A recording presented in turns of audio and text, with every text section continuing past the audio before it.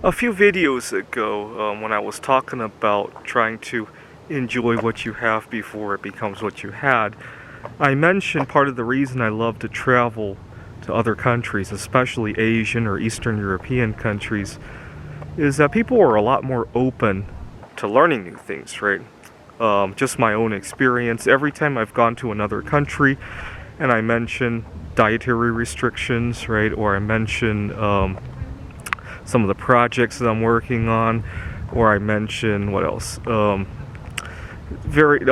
I was trying to stay at the hostel and wanting to check in early in the morning, people are curious to learn. They say, "Oh, that's a good idea," and they ask questions, and there's a lot of curiosity. Here in the U.S., it's like, fuck you, why do I have to bother to accommodate you, or, it's too much to process. A lot of Americans, they claim they live in a food desert, right? Recently, CNBC did a report about how COVID-19 is disproportionately affecting some of the minority groups or people with disabilities because they live in a quote-unquote food desert.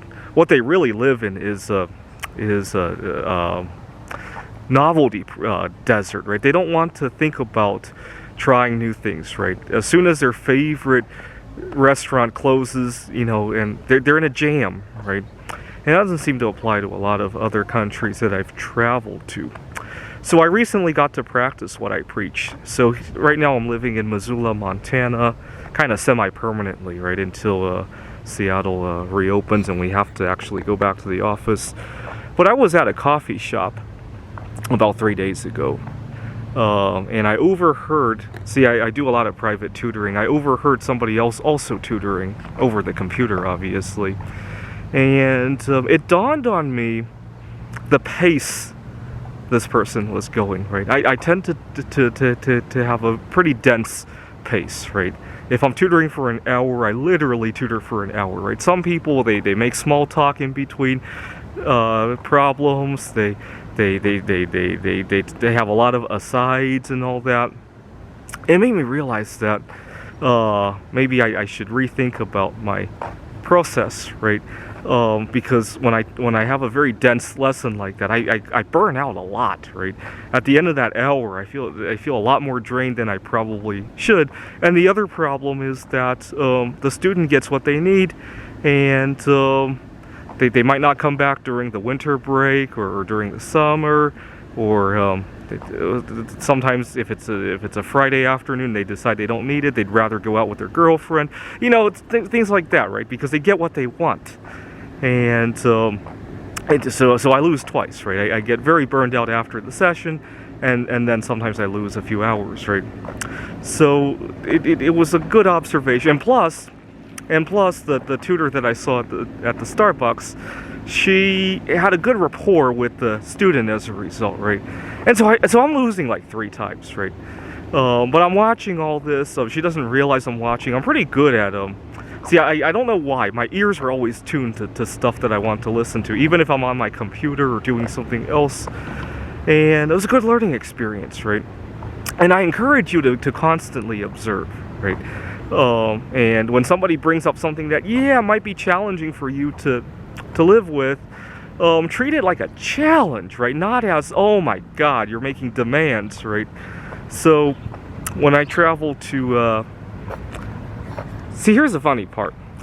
A few years ago, I was flying from the United States to, I had a layover in Munich, Germany, and then I had a connecting flight from Munich to Warsaw, and then I took a train from Warsaw to Gdansk. When I sit in a crowded environment like an airplane, I usually need to tell the person next to me to please, try not to create too much dusty food, right? I have eczema, especially reacting badly to milk products, and I thought for sure I would have language barriers, so I looked up how to write all that in German and Polish, and I printed it out. And when I got to Munich and I showed the sign I had made to the people sitting next to me, they were all very accepting of it. And they actually tried to ask me, the guy who was talking to me, he had a phone that would translate, and he asked me, because he had a child who also had eczema, some strategies. See, you would never see that in the United States. In the United States, it's fuck you, why do I have to accommodate you? And you never see that in the United States. People are very close-minded, and I think that's a big barrier that we have to get through. Right? Look at the whole COVID situation, right? You tell people to stay 6 feet away, you tell people to put on a mask, and instead of trying to learn about these things, right? For me, I was curious, right? I looked at videos of people sneezing and how far the droplets go, if 6 feet was really enough. That's how curious I get, right? Or maybe putting on a mask and sneezing and seeing the result, and maybe putting some swabs in front of your mouth, and sneezing on it, and then testing it for COVID. I don't think anybody did that, but I would love to see the result. But here in America, curiosity is not a big thing, right? People just go, fuck you, it's too big of an inconvenience. I actually liked it. There was a time, if you go back to watch my YouTube videos, there was a time when my face looked pretty disgusting, probably because I was staying up late to write backgammon games. And so I really liked that we had to put on a mask. It kind of put us on a level playing field, right? But a lot of people don't think, and they just see something change, and they become very.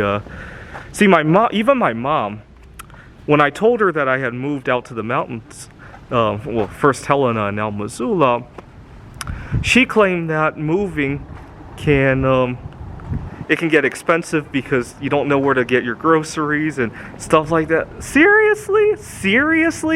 I'm an explorer, the first day I would probably walk all around town and get to know all the stores that I need.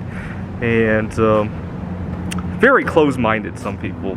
Unfortunately, my mom has lived in the United States for almost 40 years now, and she has kind of adopted some of these philosophies. But she was claiming how when she first moved to Pittsburgh, it felt like everything was much more expensive because she didn't know where to get good deals and how to have a social life and what else.